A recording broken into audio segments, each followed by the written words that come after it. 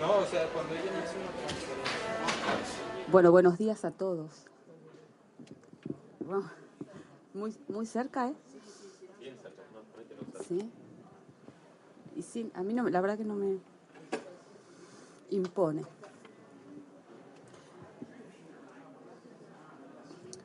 Bueno,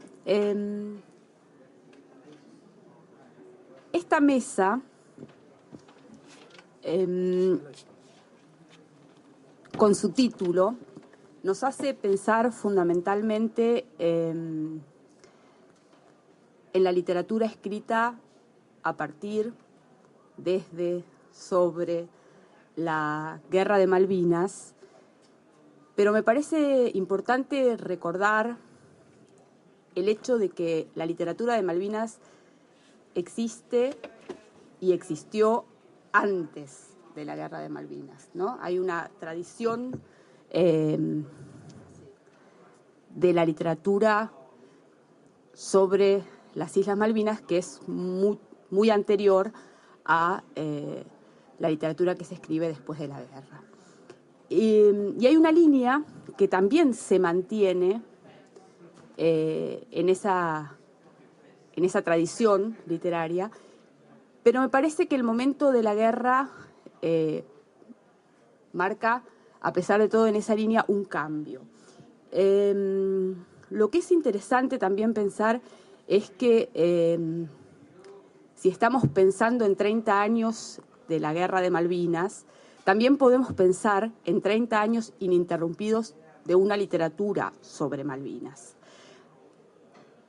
Al silencio social que se impuso sobre la Guerra de Malvinas y lo que pasó en Malvinas, la literatura fundamentalmente siempre se ha diferenciado y ha mostrado que ha tenido una sensibilidad muy alta siempre. 30 años, podemos encontrar realmente 30 años de literatura sobre Malvinas, que quizás se contrarresta un poco con ese silencio instalado en lo social. Cuando hablamos de literatura de Malvinas, me parece que en lo primero que siempre pensamos es en Los Pichiciegos, ¿no? La gran pequeña novela de Fouil, escrita en caliente, escrita, ¿no?, 3 días antes y 3 días después de terminada la guerra. Una novela que sobreimprime la letra, sobreimprime la literatura al hecho histórico, y que de alguna manera inaugura y clausura la literatura de Malvinas. Que además se construye demostrando, digamos, todos la han leído siempre como una novela que anticipa muchísimas cosas, anticipa el final, anticipa, digamos, un momento también político posterior a la Guerra de Malvinas, pero me parece, y esto es algo que en este momento, ¿no?, de 30 años de literatura de Malvinas, se está empezando a notar con mucha más fuerza, que es el hecho de que también retrotrae la historia de Malvinas y la cose, la hilvana, con la historia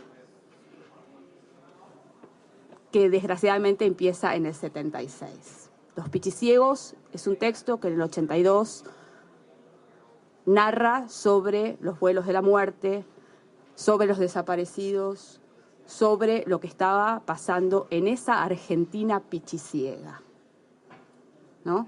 Es un texto anticipatorio, pero que a su vez retrasa la historia.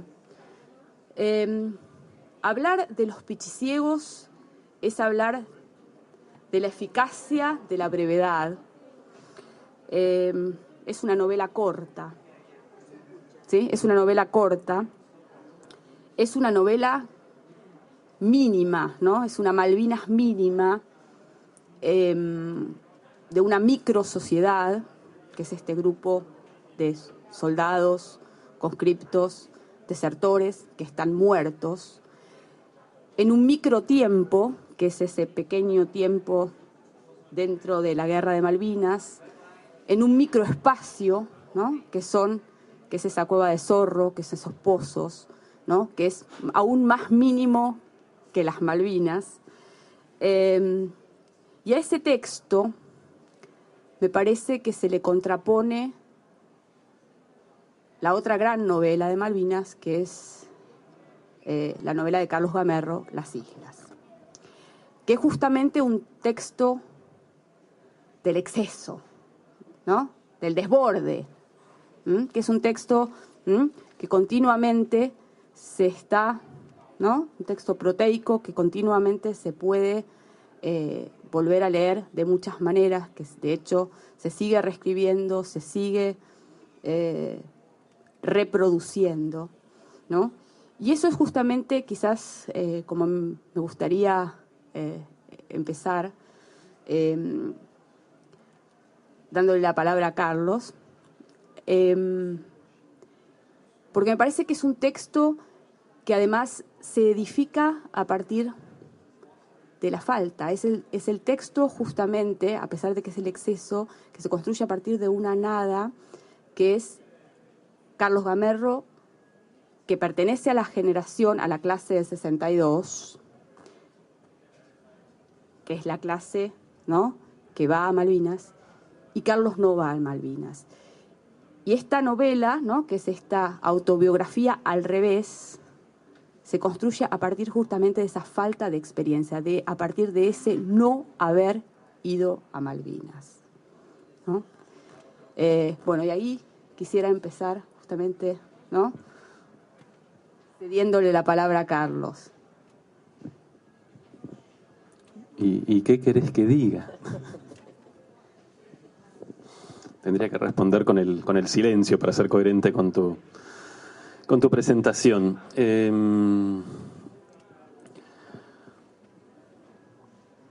No sé si, ponerme ahora a hablar de mi novela. En general prefiero que lo hagan otros. Sí, digamos, como dijiste, creo que es una novela que decididamente solo, digamos, es una clase de novela que no podría haber escrito alguien que fue a Malvinas, porque justamente, por un lado, porque si bien la experiencia concreta del excombatiente está en la novela, y va apareciendo tardíamente al principio. La novela multiplica en realidad todas las perspectivas, por lo menos posibles para mí, sobre la guerra, desde la información que daba la prensa, desde las visiones exitistas que tenía la gente, desde los planes delirantes, las hipótesis conspirativas. Malvinas, voy a parafrasear una idea muchas veces repetida por Borges, es una nada que se vuelve un todo. De hecho, creo que, no exagero si digo que antes de la guerra, para la mayoría de los argentinos, salvo unos muy pocos que habían estado en las islas, lo único que sabíamos de Malvinas era la forma, el mapa, ¿no? Y justamente ese mapa doble, esa forma doble, que por lo menos en mi novela genera todo el tiempo figuras dobles. El número 2, podríamos decir que es una novela que está regida por el número 2, desde las dos torres de Tamerlán del comienzo, pasando por las mellizas de Gloria, etcétera, etcétera. Esa forma que no se parece a nada, digamos, uno no puede decir como dice la bota de Italia, o y en un momento, bueno, uno de los personajes de las islas compara la forma de las islas, esa mancha en el mapa, con el Rorschach, esos tests que usan, ¿no?, los psicólogos, psicoanalistas, y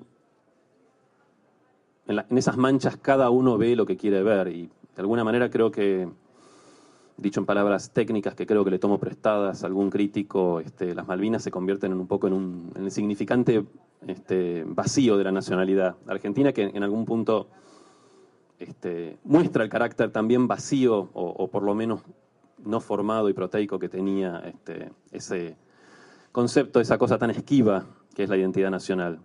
Creo que, tomando ahora el título de la mesa, las heridas de Malvinas, creo que no todas las heridas fueron para peor. Creo que, por ejemplo, una de ellas, ya que hablaba recién de la identidad, fue que la guerra de Malvinas logró herir para bien ese concepto que teníamos los argentinos de que éramos algo así como el país europeo de América Latina. Bueno, con la guerra nos dimos cuenta de que no éramos europeos, de que éramos bien latinoamericanos, porque bueno, todos los países europeos, excepto Irlanda, nos dieron la espalda y fue Latinoamérica la que se encolumnó detrás nuestro en el reclamo, en el apoyo, no necesariamente un apoyo que implicara una aprobación de la guerra como método. Sin duda también provocó una herida, y por suerte mortal, en el proyecto de la dictadura de continuidad, ¿no? No porque la dictadura hubiera seguido para siempre, eso creo que es una falacia. De hecho, el ciclo de las dictaduras latinoamericanas, digamos, estaba más determinado por los intereses y decisiones de los Estados Unidos que por otra cosa, y se terminaron todas. Pero hubiéramos tenido, sí, sin duda, algo más parecido al caso chileno, que es una transición pautada por ellos, ¿no? Esto de que se fueran sin condiciones, creo que es lo fundamental, más todavía de que se fueran rápido. Y por supuesto, y en esto sí, digamos, la herida dolorosa, creo que, y la que todavía estamos procesando y tenemos que pensar cómo procesar y cómo lidiar con ella, es el sufrimiento de los excombatientes, y no solo de ellos, de los que estuvieron en las islas, sino de todos sus familias, sus conocidos. En ese sentido quería, por lo menos, cerrar esta primera intervención leyendo un poema de Gustavo Caso Rossendi, un poeta, también excombatiente de La Plata. Sí, un minuto, te agradezco.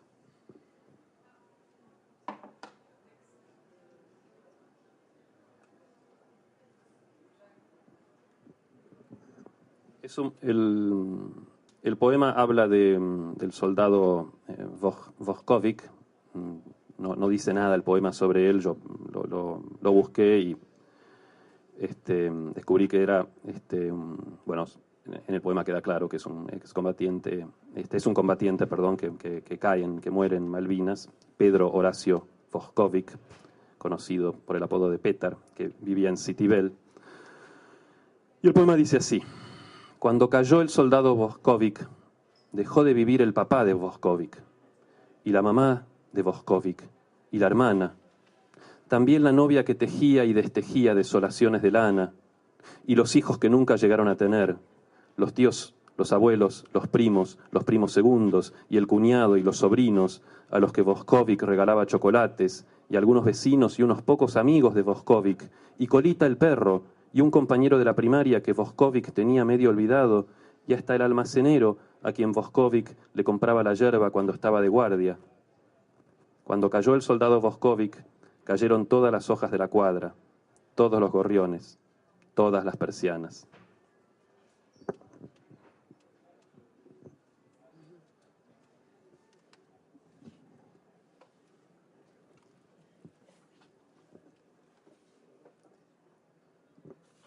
Bueno, gracias, Carlos, por traernos el poema de Gustavo Caso Rossendi, porque también ahí podríamos mostrar que en la poesía también hay una línea muy fuerte, ¿no? La poesía de Malvinas, hay 30 años también de poesía de Malvinas, hay 30 años también de teatro de Malvinas, ¿sí? Y hay también 30 años de cuentos de Malvinas, eso también, ¿no? Hay que tenerlo muy en cuenta. Lo que me parece interesante en estos 30 años es el hecho, para mí fundamental, y un poco enlazo esto quizás con este poema de Gustavo, es el hecho de que ahora también hay mujeres que escriben sobre Malvinas, ¿no? La cuestión de la masculinidad y la guerra es algo de mucha tradición. La guerra es una cosa de machos, se dice, ¿no? La guerra la hacen los hombres, ¿no? La luchan los hombres, pero me parece que, y en esto lo vimos en el poema o lo escuchamos en el poema de Gustavo, las mujeres también, ¿no? Después tienen que cargar con esa herida. Y por eso me parece importante el hecho de que en esta última antología de la editorial Alfaguara, Las otras islas, se hayan también incluido las voces de las mujeres, que es algo que me parece que hay que incluir también en el tema Malvinas. En el caso de Inés, no solo es un cuento escrito por una mujer, sino que la protagonista, ¿no? Se podría decir, del cuento, es una mujer. Y además es una niña. Me parece que ahí se incluye también otro sujeto social, ¿no? Los niños, ¿no? Que tienen que ver con Malvinas.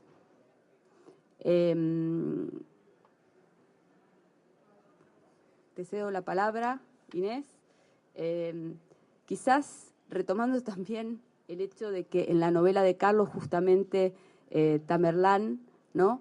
Siempre piensa a Malvinas, ¿no? Como un lugar ideal, justamente en el que Argentina se puede realizar con su máxima pureza por el hecho de no haber mujeres, ¿no? Lo dice Tamerlán, ni una sola mujer viajó a Malvinas, solo en Malvinas podía la Argentina realizarse en su máxima pureza, dice uno de los personajes de las islas, ¿no? Que sueña y que quiere engendrar sin participación femenina, ¿no? Y me parece que por eso hay que pensar también Malvinas en su costado femenino, ¿no? Bueno, hola, ¿cómo les va? Sí, los machos y Margaret Thatcher, ¿no? También la hace a la guerra.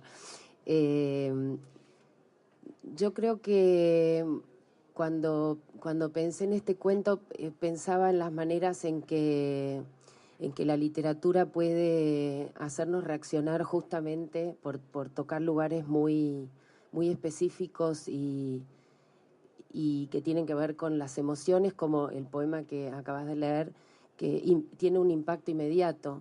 A veces en la historia y en los grandes movimientos, en los libros de historia, en las decisiones políticas, a veces esa cosa mínima desaparece, y me parece que muchas cosas cambiarían si uno tuviera que explicarle las cosas que hace a un niño, ¿no? Anda a contarle a una niña que vas a mandar a su hermano, a su padre, a su tío, a alguien que quiere a la guerra, a que lo maten. Estaríamos bastante más conectados con algunas cosas si pensáramos así.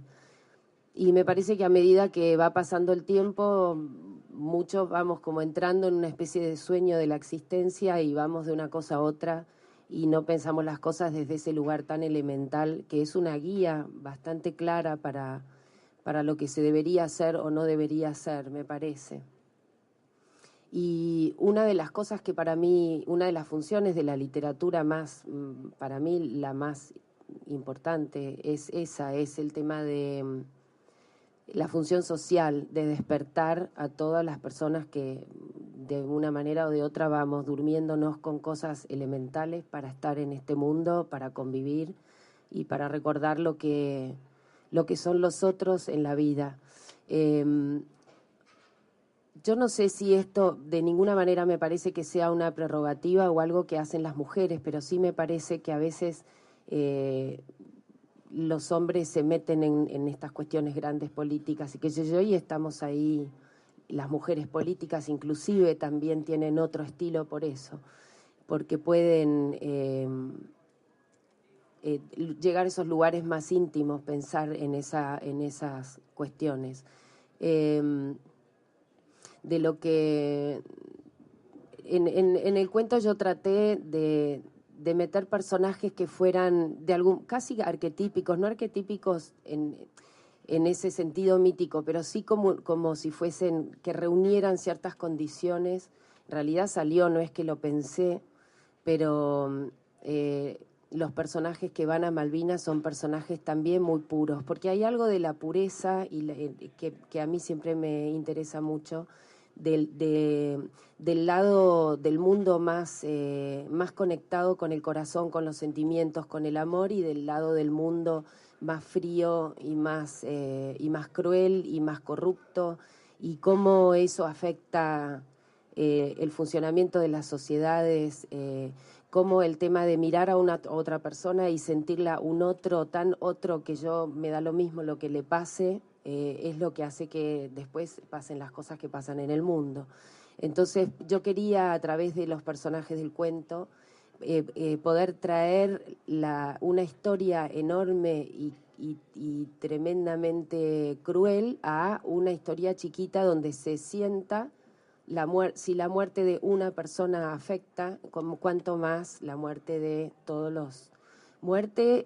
y de todos los soldados y los combatientes. Y después la vuelta también está en el cuento, porque también en la vuelta, con contar lo que le pasó a uno, yo estoy contando, si bien cada historia tiene sus particularidades, yo estoy contando lo que le pasó a muchos, y es como, bueno, pongo luz sobre lo que pasó a algunas personas para que se pueda pensar en eso en una forma mayor. Así que eso fue lo que traté. Lo quería hacer para adolescentes porque están muy permeables a todo eso. La protagonista es mujer, pero en realidad es una testigo, no es... ella sufre las cosas que pasan, pero es testigo. Y a mí me parecía que hay muchas cosas chiquitas que pasaron al costado, como por ejemplo el tema de los cuadraditos que tejieron tantas personas, tantas familias, yo me acuerdo de mi madre hacía tejer a todos, entonces eran los cuadraditos para las mantas para Malvinas, los chocolates que había que comprar para los soldados, y les metíamos cartitas para que les llegaran a los soldados, adentro de los paquetes de cigarrillos, y todo eso nunca llegó. Eso es algo que parece un detalle menor, y es de un grado de estafa tan enorme, porque si yo puedo pensar desde una niña que teje su punto Santa Clara dificultoso para hacer un cuadradito, se imagina que con ese cuadradito está abrigando a una persona que está lejos y muerta de frío, y ese cuadradito nunca llega. Ese cuadradito representa todo el frío que hacía para mí. Entonces así fue como armé la historia desde un lugar muy chiquitito. Así que bueno, gracias.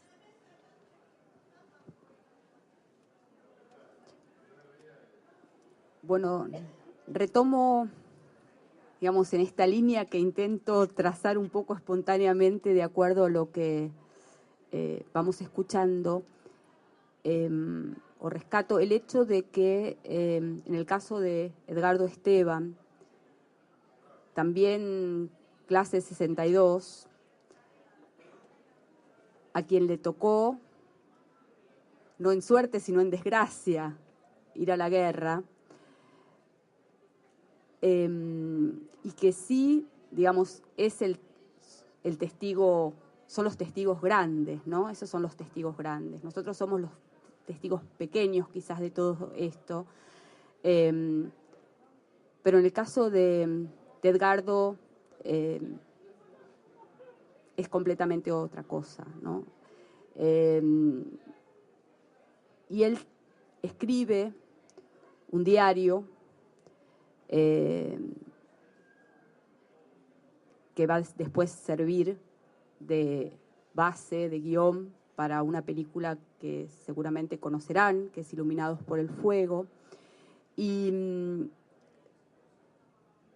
ese relato se puede rescatar, se puede entrever la mirada justamente del adolescente, ¿no? también. Y son los otros, son las otras islas, son los otros adolescentes, ¿no? Son los otros jóvenes que tienen que ir a la guerra. Y que cuando regresan no pueden, por una imposición, no pueden contar eso que además de no poder contar, porque les estaba prohibido y porque además no había oídos para escuchar eso, porque, ¿no?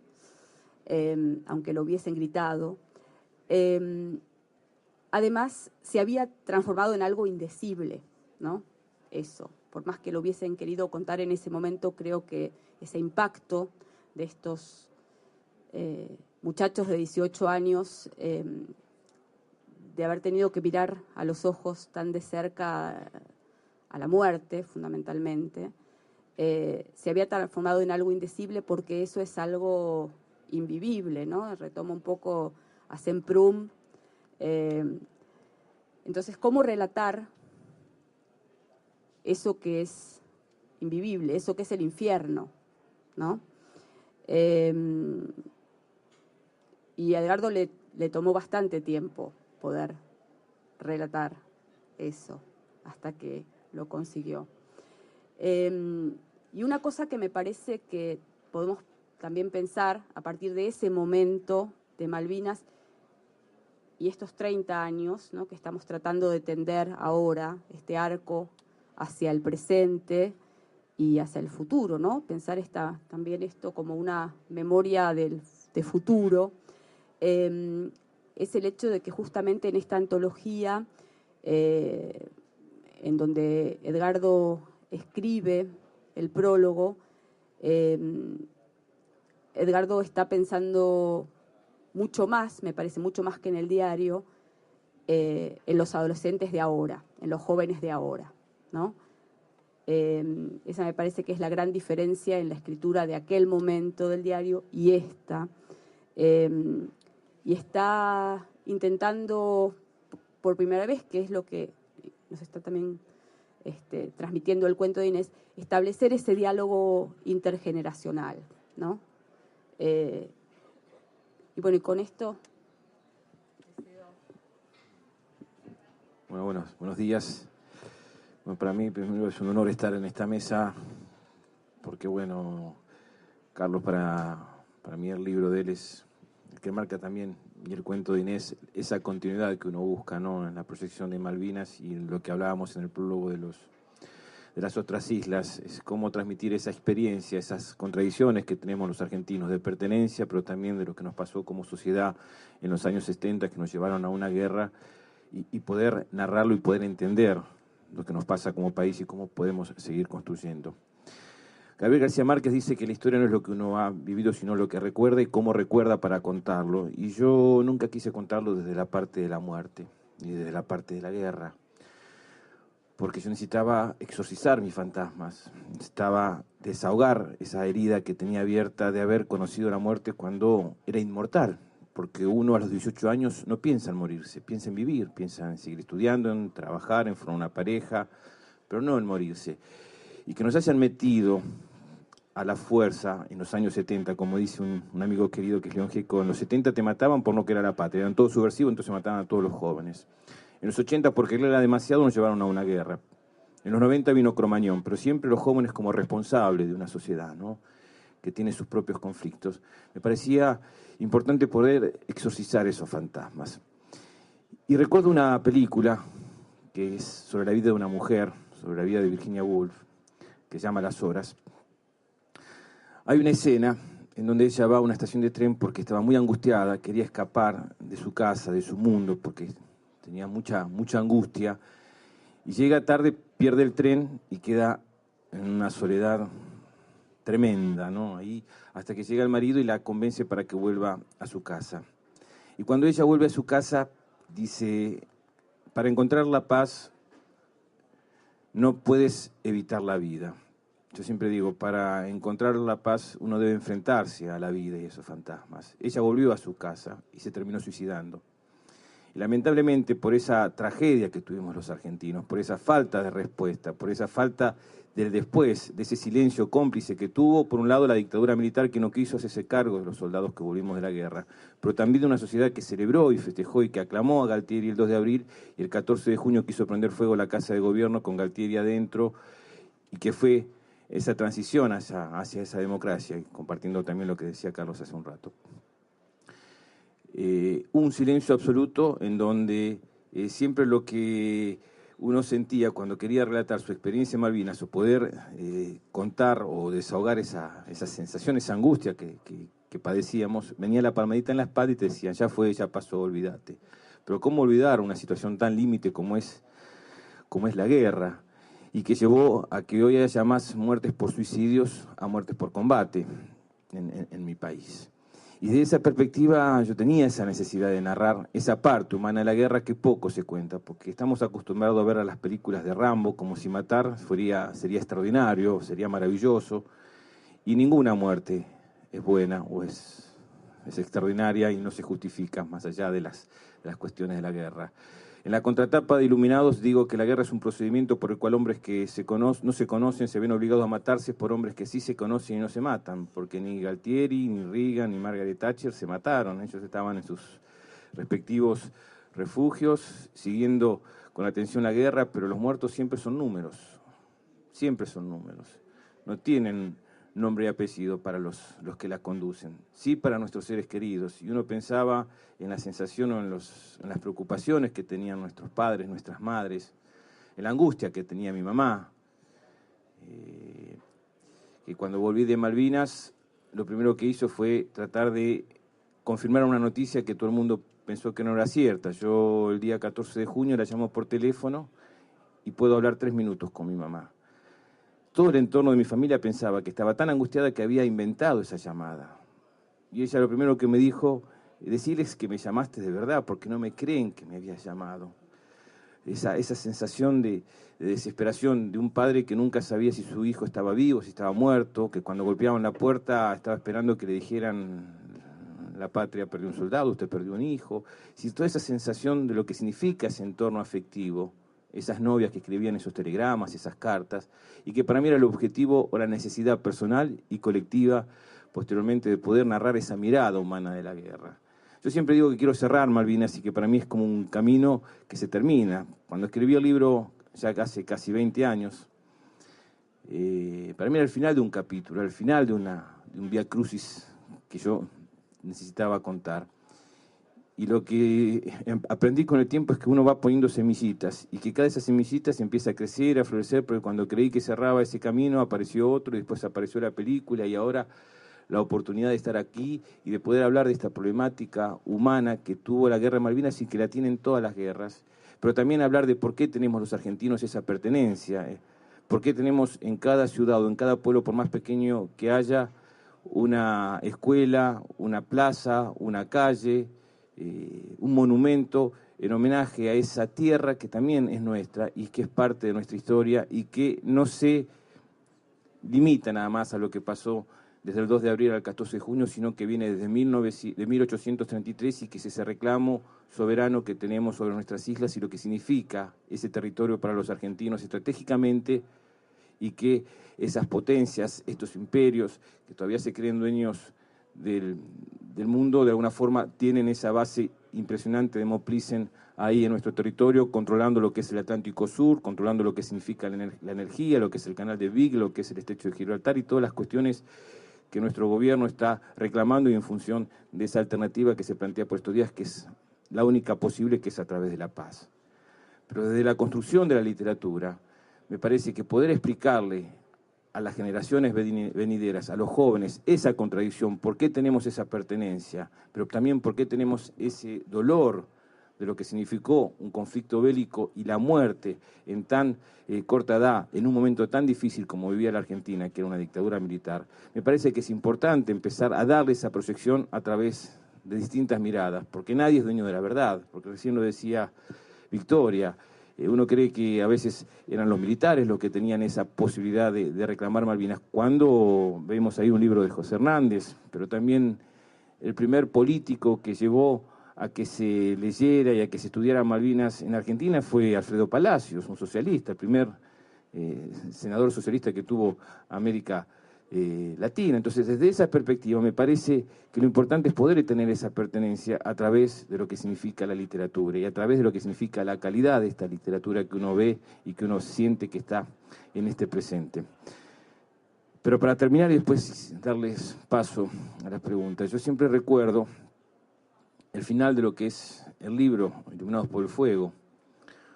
Cuando yo estaba en Malvinas, me había enterado que en mi casa se hacía una cadena de oración. Todas las tardes se venía a mi casa y se rezaba a la Virgen de Luján, y rezaban por mí y por todos los soldados y por el final de la guerra. Entonces, cuando yo me enteré de eso, con otros compañeros habíamos prometido que si volvíamos a nuestras casas íbamos a volver de rodillas. Yo volví en un barco llamado Canberra, que la prensa argentina decía que estaba hundida, como parte de lo que significaba esa campaña, ¿no? Como dije hace un tiempo atrás, y como la primera gran derrotada de una guerra es la verdad, y a veces, tanto para distraer al enemigo como para no desanimar a los propios, siempre se juega con esas versiones o esas mentiras.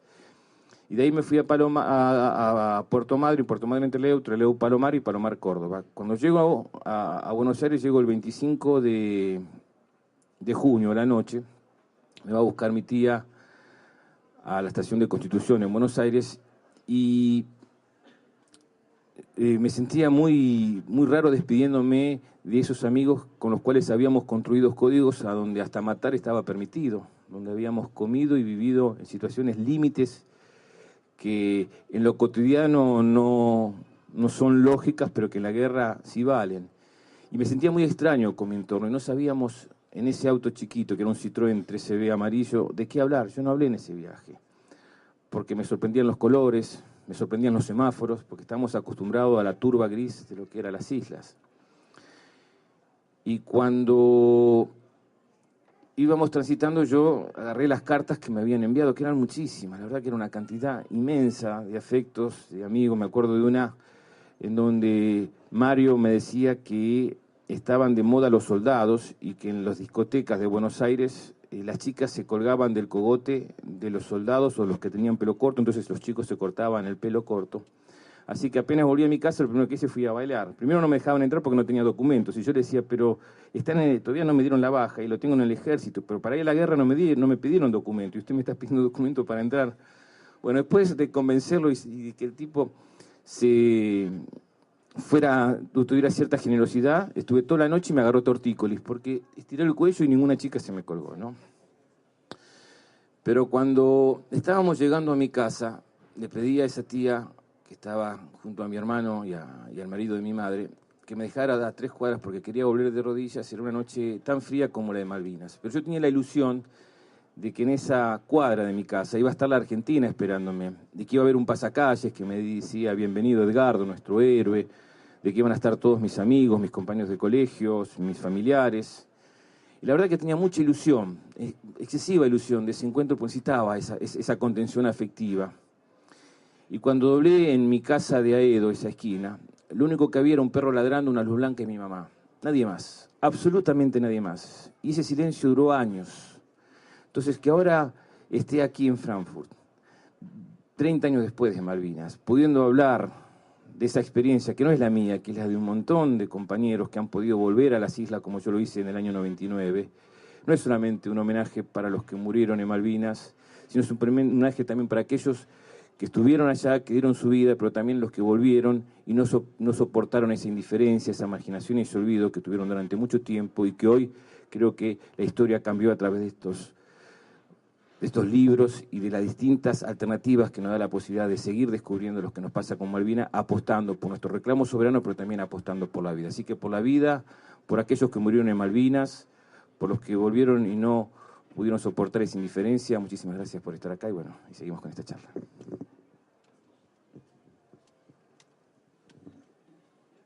Bueno, muchas gracias. Quisiera presentarles, antes de ir a las preguntas, a Sven Pötting. que es un colega de la Universidad de Colonia, especialista en cine, y que nos va a hacer no sé, pienso que es eso, no sé, unas pequeñas notas para pensar también la literatura de Malvinas vista a través de, o trasladada a otro medio, como es el cine. En concreto, Suen había propuesto hablar de un texto de Martín Coan, que fue filmado.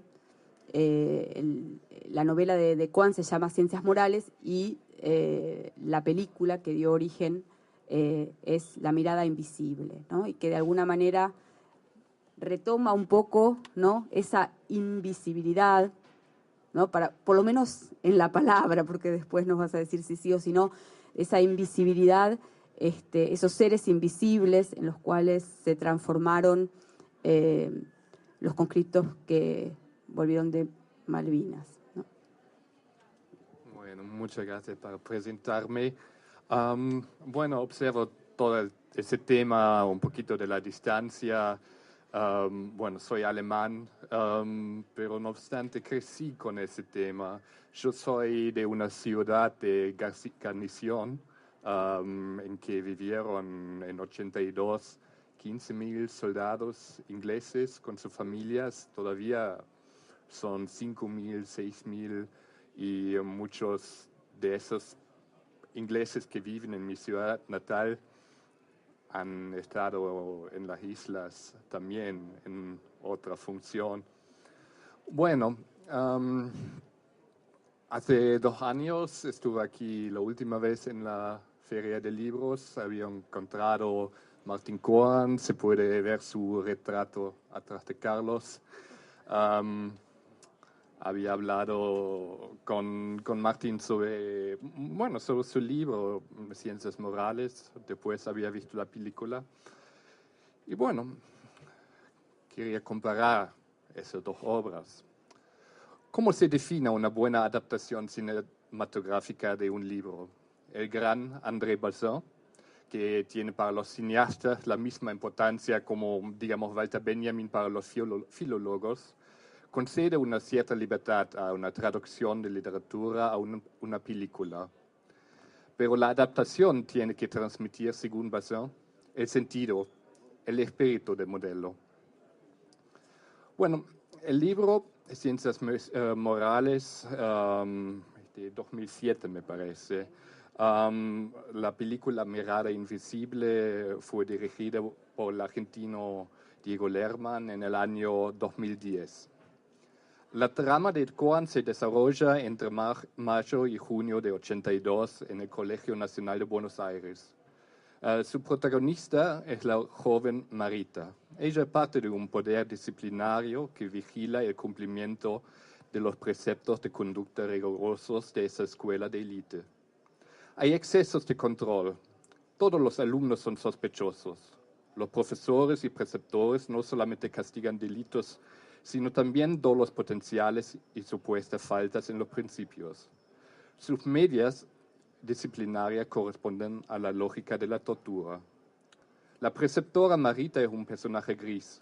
Su padre murió, su madre es depresiva, su hermano cumple su servicio militar y al fin es mandado a la guerra. Ella es una persona ingenua y por eso es una colaboracionista del régimen. Se esfuerza en mostrar autoridad frente a sus alumnos y busca la aprobación de su superior, Carlos Biasuto. Quiere impresionarlo declarando culpables a unos alumnos de un acto subversivo. Los supuestos delitos son bastante simples. Ella piensa que algunos varones fuman ilegalmente. Para probar la culpabilidad se esconde en el baño de varones y se convierte en un voyeur. El narrador en Ciencias Morales posee un estatus bastante curioso. Tiende hacia la omnisciencia y parece presenciar cada una de las acciones de Marita. Durante gran parte del relato toma casi la perspectiva de ella, pero nunca totalmente. Esto crea un efecto de verosimilitud, pero también causa una discrepancia entre lo que está pasando realmente y la percepción de la protagonista. El narrador informa de los miedos, sueños y justificaciones de la preceptora también en el momento cuando es abusada sexualmente por su superior. Koan lo cuenta sin empatía y muy simplemente. Marita entiende lo que hace Biasuto como acción que corresponda a su autoridad. Por ese motivo, Biasuto puede repetir su abuso sexual sin que Marita ofrezca resistencia. Él es la persona que manda. Ella sufre porque tiene tanta fe ciega en las autoridades. La derrota de Argentina significa la salvación para Marita. Pero el fin de la guerra de las Malvinas no es equivalente a una ruptura en la novela de Koan. Los superiores como Biasuto no pierden sus trabajos, solamente son trasladados a otras escuelas. Así Koan crea una continuidad con la democracia amenazada en los años después de 83. La guerra es presentada como una guerra que Argentina tuvo que perder para liberarse de la dictadura. En una guerra como tal, los soldados no pueden alcanzar la gloria. Una guerra como tal no puede ser glorificada en sus representaciones, no puede ser descrita con patos. Koan publicó una crítica sobre los pichiciegos y declara el del texto de Fouqueville como fin de los grandes relatos de la nación y como farsa. También Ciencias Morales es en parte una farsa. No se puede nombrarla de otra manera. Marita espera en medio de, cito del libro, mierda y meada para probar la culpabilidad de un alumno de un crimen que nunca comete y cuya única culpa consiste en haber comprado un perfume que viene en un embalaje de color verde inglés. Para Marita hay un happy end. Después de la guerra se muda con la familia a Córdoba para vivir en un barrio tranquilo. El barrio se llama Malvinas Argentinas. ¿Cómo trabaja la película La mirada invisible el tema? Toda la energía destructiva de la maquinaria represiva, toda la red de reparto de poderes es negociada y reflejada a través de miradas. ¿Qué más? Lerman demuestra que en 6 años de dictadura militar, los alumnos del Colegio Nacional han interiorizado la atmósfera de violencia. En una de las últimas escenas hay un conflicto violento en la escuela. Estéticamente, La mirada invisible recuerda con su minimalismo al cine de Michael Haneke, pero no tiene la radicalidad de, por ejemplo, La pianista, su obra que también trata del voyeurismo. Otros puntos de referencia para Lerman son El conformista del italiano Bernardo Bortolucci o la obra de su propia compatriota Lucrecia Martel. Como ella muestra situaciones de una manera analítica, su cámara parece estar presente por pura casualidad, pero sigue una puesta en escena rígidamente compuesta que no deja espacio para improvisaciones. Como Martel filma las escenas más dramáticas de una manera como, por lo menos superficialmente, como si nada sucediera, pero crea una atmósfera de amenaza permanente. En La mirada invisible, Marita no es más el personaje gris del libro de Koan, no es más la persona poco llamativa, casi invisible, cuyo trabajo es su identidad, o como escribe Koan, hasta que puede enfocar el asunto desde el punto de vista de lo que primariamente es, la preceptora. En la película ella es menos ingenua, menos servil. Lerman explica el comportamiento de ella de una manera psicológica. En la película no tiene un hermano que se ha ido a la guerra, pero sí un padre que se ha exiliado o se ha unido a la guerrilla. La historia de La mirada invisible abarca el periodo de 76 hasta 2 de abril 82. Un epílogo muestra grabaciones documentales de Leopoldo Fortunato Galtieri festejando con cientos de miles de argentinos la recuperación de las Malvinas a Argentina. La película termina de una manera más dramática. Marita, que es menos culpable y más victimizada que en la novela de Koan, hace justicia por sus manos y termina matando a Biasuto. Las diferencias entre el libro y la película son enormes. El mito Malvinas no es deconstruido, solamente representa un clímax en la trama. Para un parte de la crítica, La mirada invisible se distingue demasiado del modelo de Ciencias Morales. Javier Portafus, por ejemplo, opina que se trata de una película calculada, sin riesgo, rodada para circular de un festival a otro. Cito: los actores hablan como si estuvieran mirando hacia atrás desde este presente, poniendo en evidencia que están actuando según los dictados de concepciones actuales bien correctas y vaciadas de complejidad sobre la dictadura. Su análisis termina con el veredicto de que es una película inútil, ardua, nada gratificante y a la vez nada desafiante, nada perturbadora. Entonces, Portafus reprocha a La mirada invisible el hecho de ser una película según el gusto de directores y jurados de festivales. La película intenta todo para ganar premios que aumentan su prestigio y que ayuden a financiar los siguientes proyectos del director. ¿Se puede considerar esta crítica áspera como adecuada? La mirada invisible es una película menos política en comparación con la novela de Cohen. Lerman traduce una obra con una temática que tiene muchísima importancia en Argentina, pero casi olvidada en otros países. O en otras palabras, él cambia el carácter local de una obra para que sea comprensible en un mercado global. Esto está muy bien ilustrado por una tabla cronológica incluida en el epílogo de la película que informa sobre la dictadura. El film tuvo su primer estreno en mayo de 2010, en el marco del festival más importante del mundo, en Cannes. Luego fue estrenado en los prestigiosos festivales de Biarritz y San Sebastián. Después tuvo su estreno nacional. Las compañías que han producido la obra son de Argentina, Francia, Alemania y España. En el proceso de la formación ya se pensó en el mercado internacional, y en el mercado internacional se tienen ciertas expectativas. Es decir, como una película alemana se vende mejor en el extranjero si trata del nacionalsocialismo o de la historia de la RDA, una película argentina se vende mejor si trata de la dictadura militar entre 76 y 83. Y La mirada invisible es conforme a lo esperado. Es algo que fue llamado por el director alemán Dominik Graf cine de relevancia, que narra una temática nacional en una manera políticamente correcta. Yo creo que está bien que lo hace Lerman, solamente se lo tiene que contradecir cuando manifiesta en una entrevista que había creado un tipo de película sobre la dictadura absolutamente nueva. Pero eso sería interesante, bueno, para la discusión, digamos. Bueno, gracias. Bueno, muchas gracias. Podemos abrir un poco la discusión directamente, ¿no?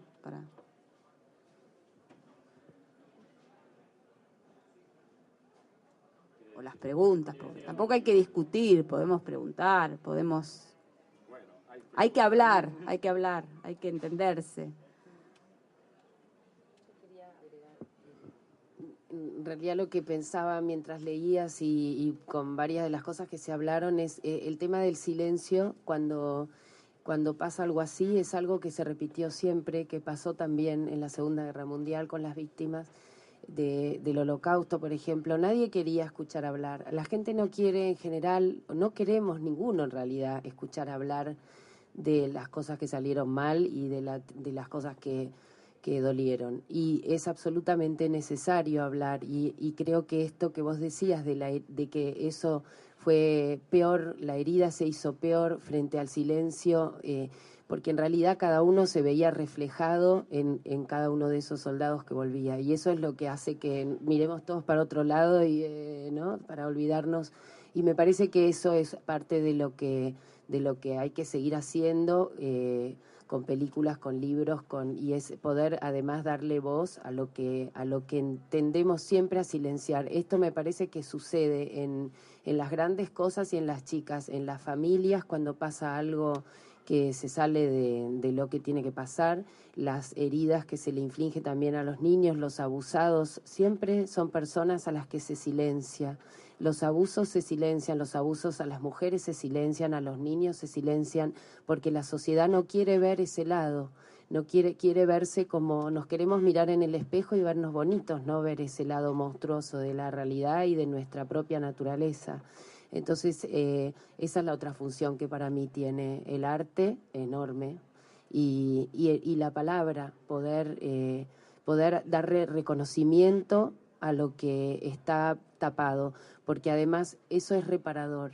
Es absolutamente reparador hablar y es reparador tocarse, abrazarse y consolarse. Si no se habla, no se puede hacer ninguna de esas cosas. El arte no silenció, el arte, eso es importante pensar, el arte en 30 años. Eso, no, me parece que es importante porque estamos siempre en el discurso de el silencio y pobres y el silencio. Yo creo que el arte, digamos, no pacta, el arte, ¿no? En ese sentido, el beneplácito, ¿no? Es algo que el arte no comparte ni debe compartir. Me parece que todas las manifestaciones artísticas, ¿no? El teatro. Griselda Gambaro tiene una obra de los 80 y algo, ¿no? O sea, perdón. Hay cuentos del 82 y es una constante, hay una sensibilidad artística con el tema de Malvinas que se mantuvo en 30 años también en el cine, ¿no? Porque podemos hablar, no sé, bien o mal de los chicos de la guerra, pero esa película existe y esa película es importante, me parece. Entonces, todas las manifestaciones artísticas demostraron que era necesario. El silencio vino por otro lado. Por eso, por ahí nos culpabilizamos un poco, pero me parece que, ¿no? Que hubo palabra y hubo creación. Cuando hablaba de Virginia Woolf, que ella vuelve a su casa y decide el suicidio como un camino, ¿no? Es como muchos de mis compañeros se encerraron en ese mundo y no pudieron exorcizar esos fantasmas. Yo, a pesar de los miedos, tomé el tren y lo sigo tomando, porque la película y el libro no fueron indiferentes. Hay mucha gente que le gusta y que la respeta y que ha tenido trascendencia, y hay otros que no. Lo importante no era el objetivo si la película era buena o mala, lo importante era poder hablar de una parte de nuestra historia que estaba escondida y de esa parte humana que lo da el arte. Yo escuchaba una vez un programa de radio y hablaba una psicóloga y hablaba un escritor que había narrado un libro sobre su experiencia de haber visto La lista de Schindler, y después de casi 40 años se decide a escribir un libro sobre su experiencia en Auschwitz. Y ese libro después fue bestseller y él pudo exorcizar de alguna forma también esa experiencia. Y la busqué a esta escritora y terminamos participando en una charla en donde se hablaba de una situación que se llama resiliencia, cómo a través del arte uno puede curar las heridas. Cuando fui en el 99 se cuestionaba mi viaje, porque era un excombatiente que volvía. La semana anterior al 2 de abril de este año fueron en una sola semana 80 excombatientes a poder darse cuenta de que la guerra había quedado en el 82 y que hay otro presente y que podemos apostar por la vida. Y ha servido para poder hablar y para poder reconstruir sus vínculos afectivos, porque son infinidad de casos de excombatientes que han podido hablar con sus hijos o con su familia a partir de la experiencia de haber leído libros o haber visto la película, pero también como sociedad. Y me parece que de esa perspectiva, como decía antes, nadie es dueño de la verdad, ni de la extrema derecha a la extrema izquierda, todos tenemos esa pertenencia y todos tenemos esa necesidad de estar vinculados de alguna forma a Malvinas, pero también lo importante que es el cuento de Inés, el libro de Carlos, lo que fue Los Pichiciegos, para empezar a buscar alternativas. Los chicos de la guerra también fue una alternativa importante en aquel contexto apenas se volvió de la guerra, y me parece que de esa perspectiva hay que seguir multiplicando, porque necesitamos todavía sanar muchas heridas abiertas que tenemos como sociedad, y que el arte es la mejor o una de las grandes alternativas, como vemos, por ejemplo, en otra etapa de nuestra sociedad, el Teatro por la Identidad. Qué importante fue para las abuelas de Plaza de Mayo que Teatro por la Identidad le abriera la posibilidad a esos jóvenes que tenían dudas con relación a su pertenencia, ¿no? Hablábamos ahora, hace pocos días atrás, de infancia clandestina, también ver esa parte de esa historia que todavía nos falta analizar. Me parece que de esa perspectiva, poder estar acá debatiendo, hablando, analizando sobre esta parte de nuestra historia, que fue Malvinas, me parece que es muy importante para transmitir hacia afuera lo que estamos creciendo como país, pero también hacia nosotros lo importante que es cómo estamos creciendo como sociedad, ¿no? Bueno, yo quería agregar una cosa nomás, que además de, digamos, lo que hablaba Inés, de cierta negativa a escuchar, también tenemos que tener en cuenta que hay una dificultad inherente, que no es solo de la Guerra de Malvinas, del soldado para hablar de esa experiencia que es tan anómala, tan distinta. Borges siempre decía que las palabras para comunicar requieren de una experiencia compartida, y en el caso de la guerra justamente esa experiencia compartida no está. Benjamin famosamente dijo que en la Primera Guerra los soldados volvían mudos del campo de batalla. Yo lo que descubrí en mis encuentros con excombatientes, cuando estaba preparando, ni siquiera escribiendo todavía mi novela Las Islas, es que no habían vuelto mudos, pero habían vuelto lacónicos. Me miraban y ya yo lo que sentía era que decían, bueno, por más que hable 2 días seguidos, no va a entender. Había como un cansancio de decir, ¿para qué gastar saliva, como decimos en Argentina? Sí. En cambio, cuando los veía hablar entre ellos, usaban muy pocas palabras, pero cada vez que uno decía frío, pozo de zorro, bombardeo, había un mundo de vivencias detrás de cada una de esas palabras y no necesitaban más, ¿no? Yo creo que muchas veces la dificultad también, y en esto es quizás más que una afirmación, una pregunta para Edgardo, es bueno, ¿cómo? Me quieren escuchar, pero ¿cómo les explico? Para mí es uno de las similitudes que tenemos todos los que estuvimos en una guerra es la mirada, ¿no? Hay una mirada que te deja marcado a fuego y hay una inocencia. Si vos los escuchás todavía en el relato de los excombatientes, es como que estuvimos todavía en esa parte de nuestra historia y que no podemos avanzar por alguna situación psicológica, como pasa con los estudiantes de secundario cuando se juntan con sus compañeros del colegio, ¿no? Hay una nostalgia permanente marcada a fuego, pero que a mí me ha pasado con veteranos de la Guerra de Francia, en Biarritz, que vieron la película y que después de ir a verla 4 veces, la señora me dijo, te puedo abrazar porque mi marido es la primera vez que se siente identificado, él estuvo en la Guerra de Argelia y se sentía identificado con esa mirada humana. Y me pasó con el debate que tuve con los veteranos británicos cuando se presentó la película en Londres o en Manchester, con 50 veteranos en Manchester, que eran muy escépticos, muy peyorativos, y que después que vieron la película entendieron que tenemos un código en común de esa mirada, ¿no? De esa frustración, de lo que significa la experiencia de la guerra. Es algo que yo lo que siento es que va a perdurar hasta el último día de mi vida. Yo siempre digo, no estoy curado. Yo lo que trato es de alejar los fantasmas que tengo lo más posible, lo más distante de este presente y apostar por la vida, ¿no? Como dice Whitman, rico no es el que más tiene, sino el que menos necesita. Y de esa perspectiva me aferro a lo que tengo, a los afectos, a mis hijos, ¿no? Yo me atreví a escribir el libro cuando me enteré que mi señora estaba embarazada, porque agarraba esa panza y sabía que había vida, y sobre esa vida me permitía meterme en el mundo de la muerte, que a todos nos aterroriza y que a todos nos genera esa enfermedad que se llama el estrés postraumático, que tiene cualquier veterano de cualquier guerra del mundo. Y de esa perspectiva lo que uno alentó es cómo se construye a favor de la vida, cómo podemos transmitir esa alternativa de la vida y que no nos puede dejar de vencer cuando no solamente es por el suicidio, sino por la violencia familiar, el alcoholismo, la drogadicción, es decir, los escapismos que tenemos en potencial cuando se vive esa situación tan límite. Y en donde se contiene mucho es en los centros de excombatientes, porque ahí tenemos los mismos códigos y que cuando tenemos una situación desesperante, hay un par que sabe qué es lo que te está pasando. Es muy difícil, y fue muy difícil hasta para nuestras propias madres explicar lo que nos pasaba, porque no estaban preparadas para contener un loco de la guerra. ¿Cómo se contiene afectivamente?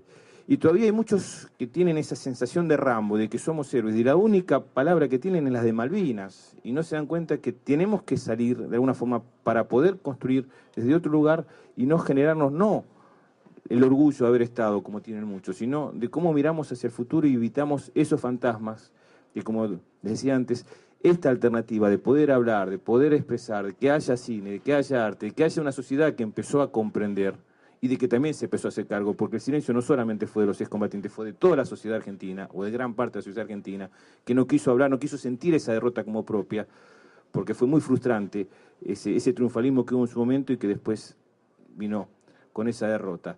Entonces, las asignaturas pendientes que tuvo la sociedad argentina, primero fue la dictadura militar, y quizás con el tiempo, y después de 30 años, uno ve que empezamos a encauzar ese camino y empezamos a ver, y fundamentalmente desde la literatura, qué nos pasó y qué podemos mejorar con relación a Malvinas y entender esa enfermedad o esa situación límite que hemos tenido los excombatientes a partir de la experiencia de la guerra, ¿no?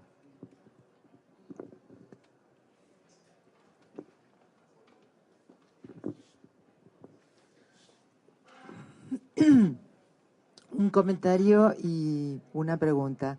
Primero, gracias a todos por la mesa.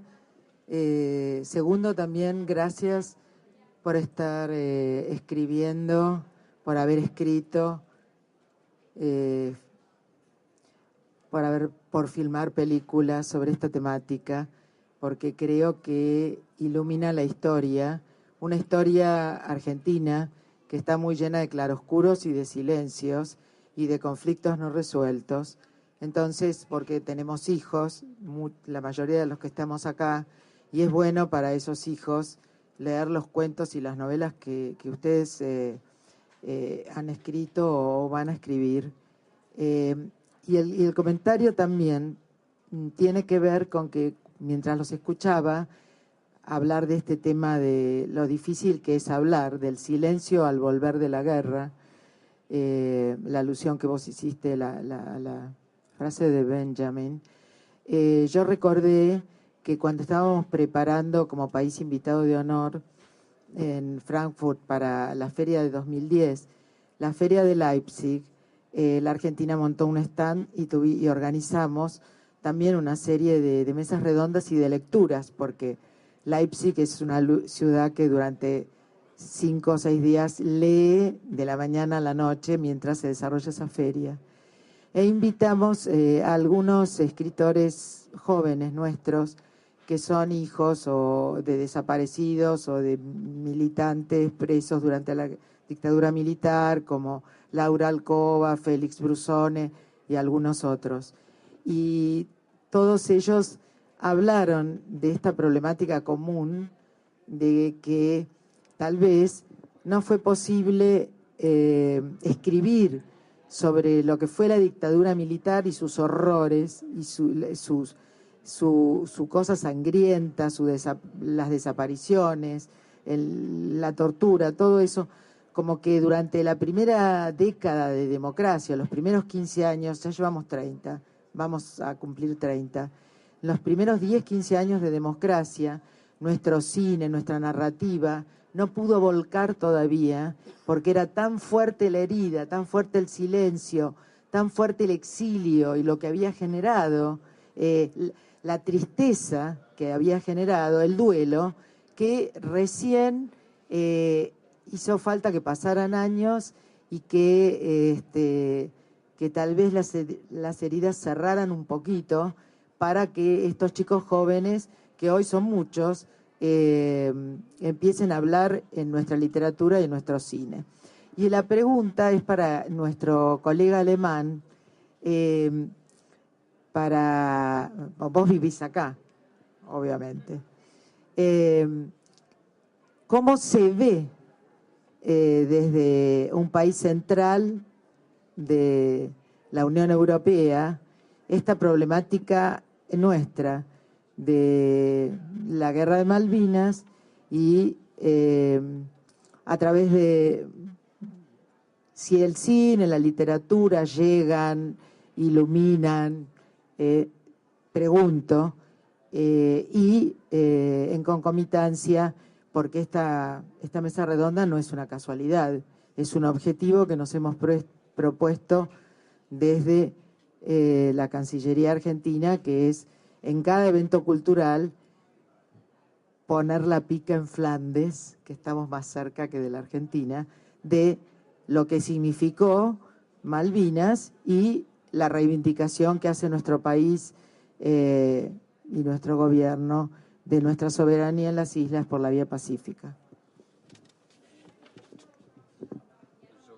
Yo creo que es una pregunta que podemos contestar nosotros dos y en el marco de la literatura y yo desde el cine. Bueno, la carrera en que trabajo se llama más o menos Film Studies y la gente no sabe nada. Yo tuve que comenzar al otro punto para explicar todo. Después había mucho interés en la historia de Argentina reciente, en la temática, y yo había encontrado muchos alumnos, estudiantes, que tuvieron la intención de profundizar ese conocimiento, pero antes no se sabía nada. Todo que se sabe de Argentina en Alemania relacionado con el tema de fútbol. Sí, me equivoco. Bueno, en tu carrera es un poquito diferente. Es diferente. Yo creo que en el caso de la literatura quizás sí, realmente sea diferente, porque, digamos, el hecho, yo estoy realmente feliz de ver a estas 3 jóvenes que están aquí presentes, escuchando con tanto interés. Son alemanas ustedes, ¿no? ¿O no? Sí. Española. Bueno, pero, ¿no? Españoles, alemanes. Estoy feliz de ver realmente que a pesar de todo, a pesar de que se conozca más o menos, el tema de la guerra es un tema que, como los grandes temas, ¿no?, de la literatura, de los que no se puede escapar, aunque resultemos kitsch, aunque pensemos que se puede escapar, pero siempre los temas de la literatura, el amor, la muerte, la guerra, son, ¿no?, temas universales. Y me parece que justamente el tema de la guerra en Alemania es un tema que en ese sentido se puede encontrar muy fácilmente una plataforma en común de diálogo, ¿no? Y me parece también interesante porque justamente no son, por la experiencia que tengo, no son quienes hicieron la guerra acá en Alemania quienes se acercan a hablar con nosotros, sino que son los jóvenes, ¿no? En mi experiencia personal como docente universitaria en Alemania, realmente yo veo que son los jóvenes, ¿no?, los que se interesan por ese tema y porque los que se interesan justamente por el hecho de que quizás está este tema en común, pero además porque también son jóvenes los que fueron a la guerra y porque creo que es algo, y es algo que me parece que tenemos que aprovechar, ¿no? Y me parece que el hecho de aprovechar que los jóvenes quieren escuchar, ¿no? No solo es que nosotros los incitamos al diálogo, ¿no? Porque incitar al diálogo intergeneracional no es que venga de parte nuestra, ¿no?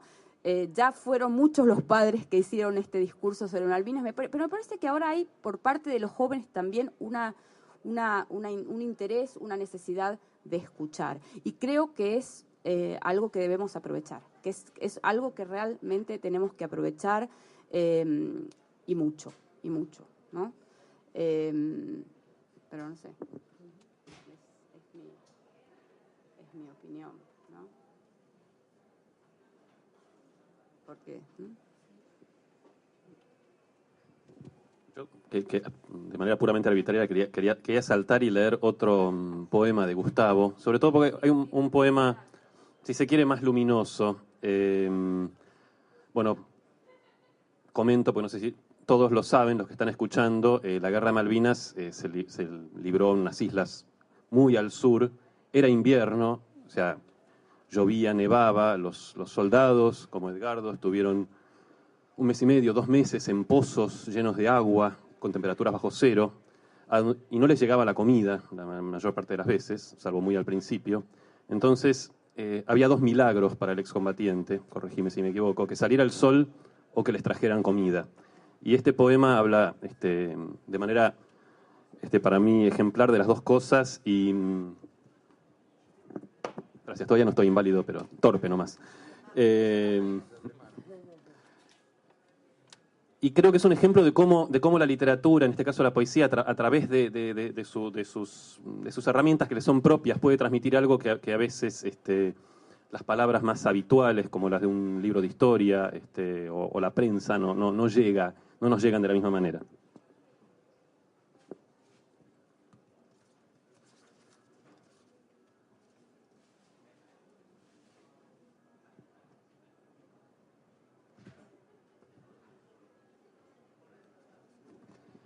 Ese día el soldado Aguilera traía el sol, como un ciprés harapiento bajo la rama verde de su brazo.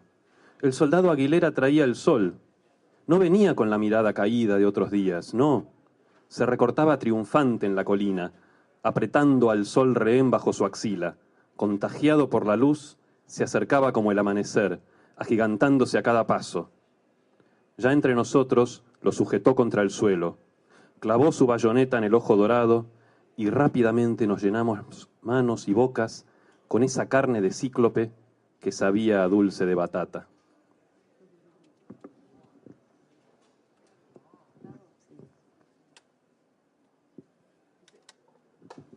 Hay más preguntas, seguramente.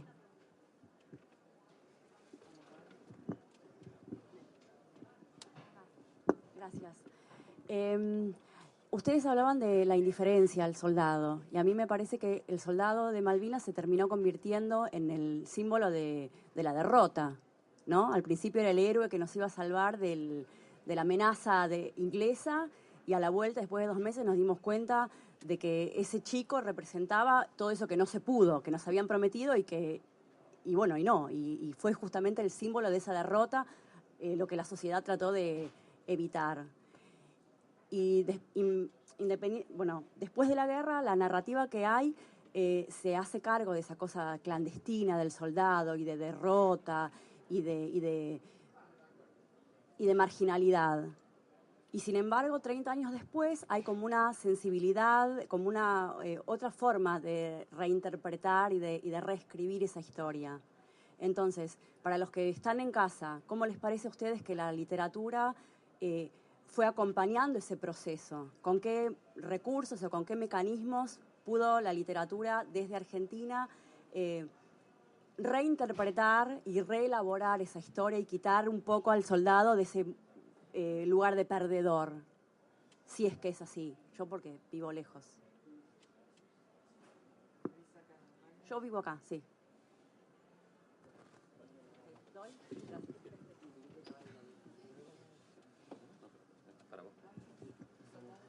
Bueno,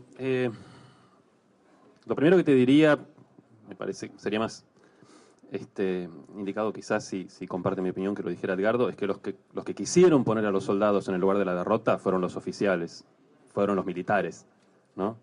Y la sociedad creo que no jugó ese juego, ¿no? De hecho, la sociedad puso a los oficiales en el lugar de la derrota y no a los soldados. O por lo menos, digamos, eso en el largo plazo creo que es a lo que estamos llegando ahora. En cuanto al rol, diría no solo de la literatura, sino también ahí de los historiadores, de la prensa y de los, siempre en primer lugar, aunque los dejo para el final, de los excombatientes que hablan y tienen un discurso público sobre el tema. Creo que el desafío es, por un lado, poder condenar a la guerra y al mismo tiempo reivindicar la experiencia del soldado, no del soldado que luchó valientemente. Yo creo que, digamos, eso también es algo que ha evolucionado. Hay que poner en un plano de igualdad a todos los soldados que estuvieron, porque hubo muchas formas de ser valiente, no solo tirar tiros. Para mí, por ejemplo, el valor fundamental del soldado en Malvinas es el de la solidaridad, es el soldado que que desobedecía órdenes y dejaba pasar a otro a un galpón lleno de comida, que iba a robar comida para sus compañeros y era estaqueado.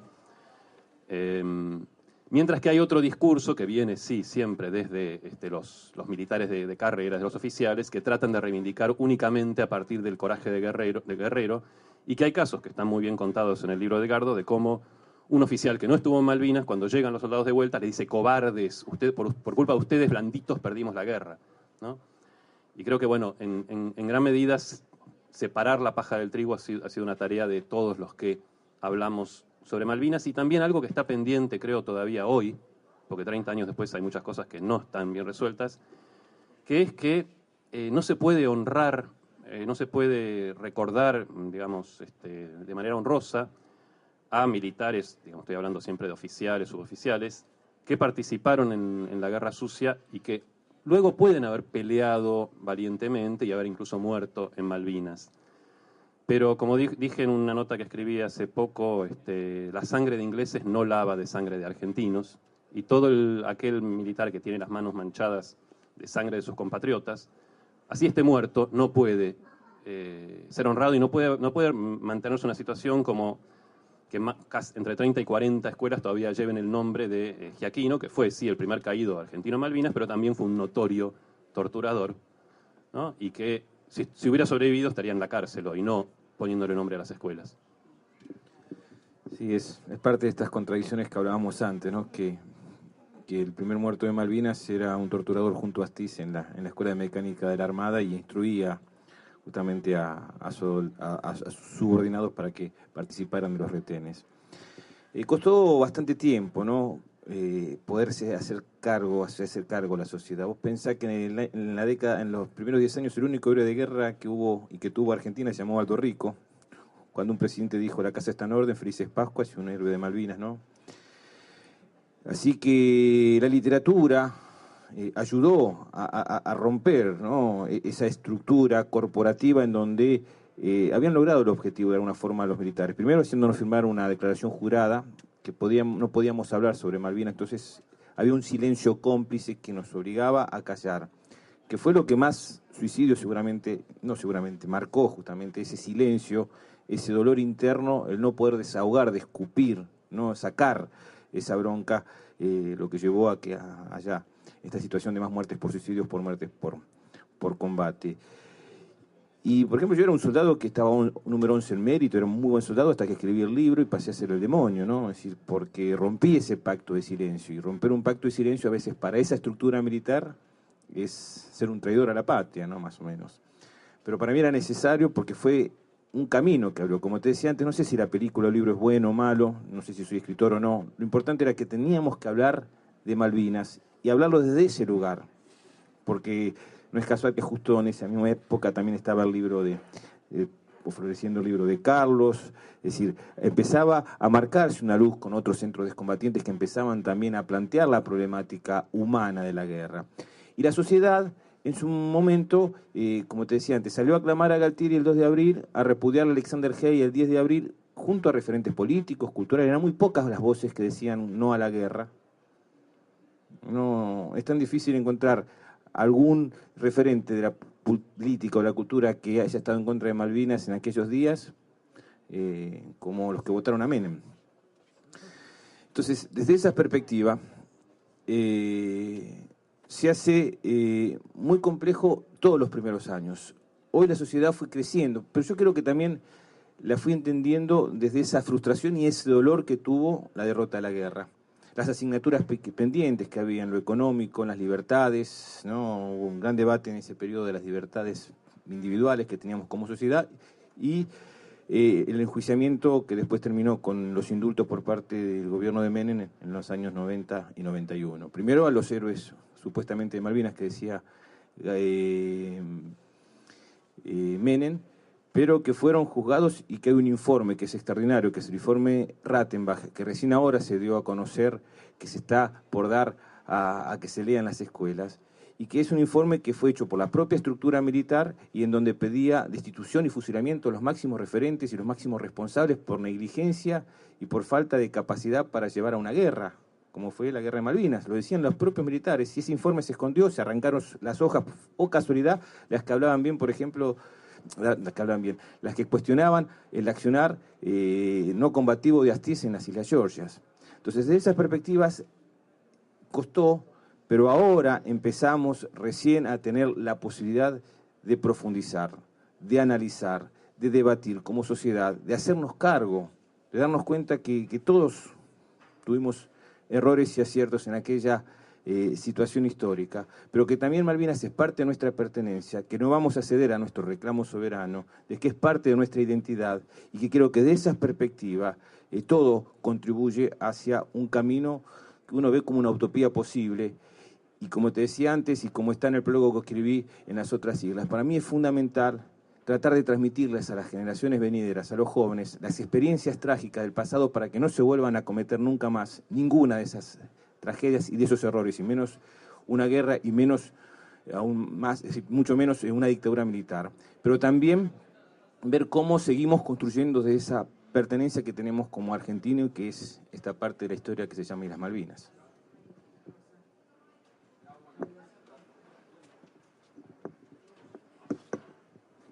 Pero completando y apoyando lo que acaban de plantear ellos en relación con tu pregunta, yo pensaba que no se pudo durante mucho tiempo, ni se puede hoy, ni se podrá disociar la guerra de Malvinas de la dictadura militar.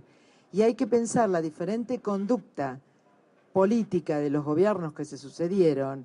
Un gobierno de Menem que absolvió de culpa y cargo a los torturadores y a los genocidas más terribles, y la política de derechos humanos de un gobierno como el que tenemos en este momento, que justamente lo que quiere es que las cosas salgan a la superficie, que se están juzgando militares en todas las cámaras federales del país, militares obviamente retirados, pero responsables de todos los centros de detención y tortura clandestinos que hubo en la Argentina. Entonces, la guerra de Malvinas también forma parte de salir a la luz y que las cosas no se conviertan en pus. Las cosas, es decir, esto tiene que ver con una política de derechos humanos de un gobierno y es coherente con eso. Por eso cuando también organizamos un simposio sobre cultura y derechos humanos en relación con la feria, con ser país invitado de honor en Bélgica, en Bruselas, en el año 2010, se exhibió la película Iluminados por el Fuego, y ayer nos encontramos en el pasillo con el director de la feria, con Jürgen Boss, que estuvo obviamente con nosotros en Bruselas acompañándonos y que la vio, y yo se los presenté a Edgardo Esteban y a ellos, y me dijo, yo me acuerdo, no me puedo olvidar nunca de Iluminados por el Fuego, que salí llorando de verla, me dijo el director general de la feria. Entonces, es otro tiempo de nuestra historia, pero también son otras políticas de gobiernos diferentes de los que tuvimos. Una sola cosita que quería decir, y perdón por hablar tanto, pero ni siquiera los organismos de derechos humanos hicieron cargo de Malvinas. Para los organismos de derechos humanos, Malvinas terminaba, es decir, la dictadura militar terminaba el 2 de abril, porque era mucho más fácil y menos complejo tratar la situación de los excombatientes. Los militares tuvieron 300 solamente veteranos atendidos en el hospital militar, los demás quedamos todos a la deriva, pudiendo zafar como nos pudieran ayudar nuestra familia. Y de esa perspectiva me parece que fue importante todo este cambio, porque ahora, por ejemplo, el Museo de Malvinas se está haciendo en el espacio de la memoria, donde fue el mayor centro clandestino de tortura que tuvo la Argentina, y estamos empezando a ser mirados también por los organismos de derechos humanos como parte de esa historia que fue escondida por todos durante mucho tiempo, porque costó ver desde qué lugar se construye. Hoy hay una causa donde hay 100 militares denunciados por estaquear soldados, por torturar soldados en Malvinas, que está en la Corte Suprema de Justicia, y que se está esperando que la Corte se expida con relación a lo que significa si fueron delitos de lesa humanidad o no. Pero lo importante es que se puede hablar y se pudo también analizar a partir de la denuncia que se hizo a través de distintos libros, como Iluminados por el Fuego, de los casos aberrantes de abuso de autoridad que va más allá de los actos de heroísmo de nuestros hombres que actuaron con dignidad, y que a veces lo malo que tenemos los argentinos es que generalizamos, o todos los militares son malos, o todos los políticos son malos, o todos los escritores son malos, o los periodistas son un desastre. Y lo importante es que hay buenos, hay malos, hay que tratar de ver desde qué lugar se construye, respetando las diferencias, pero también resaltando a aquel que actuó con dignidad, y en Malvinas hubo muchos que actuaron con dignidad.